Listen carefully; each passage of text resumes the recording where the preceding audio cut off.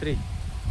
আসসালামু আলাইকুম রহমতুল্লাহি বারাকাতুহু। সম্মানিত বন্ধুগণ, আমি আজকে একটি বিষয় নিয়ে আপনাদের সামনে আলোচনা করব। সেটি হলো আসলে আল্লাহ পাক রব্বুল আলামিনের নেয়ামত সবচাইতে আমাদের উপরে বেশি, এবং কোনো নেয়ামতের চাইতেও কম নয়।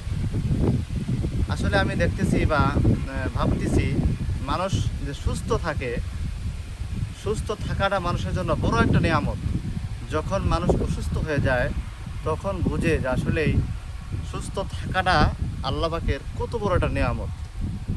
যেরকমভাবে আমাদের মসজিদের অনেক মুসল্লিরা আজকে অসুস্থ।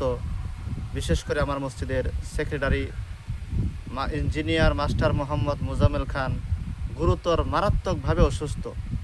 সে কুষ্টিয়া সদর হাসপাতালে ভর্তি থাকার পরে সেখানে চিকিৎসা হয় নাই। তখন তারা ফিরিয়ে এখন ঢাকায় নিয়ে গেছে। ঢাকায় চিকিৎসা আলহামদুলিল্লাহ 2 দিন চলতেছে। তারপরেও সুস্থতার কোনো লক্ষণ বোঝা যাচ্ছে না। প্রিয় দেশবাসীর কাছে দোয়া চাই, আল্লাহ পাক রব্বুল আলামিন যেন আমার মসজিদের secretary engineer Mohammad Mozammel master খানকে আল্লাহ তাআলা দ্রুত যেন সুস্থতার নিয়ামত দিয়ে আমাদের মাঝে ফিরিয়ে নিয়ে আসেন। সকলে দোয়া করবেন, এই আশা ব্যক্ত রেখে আমার কথা এখানে শেষ করলাম। আসসালামু আলাইকুম ওয়া রাহমাতুল্লাহি ওয়া বারাকাতুহু।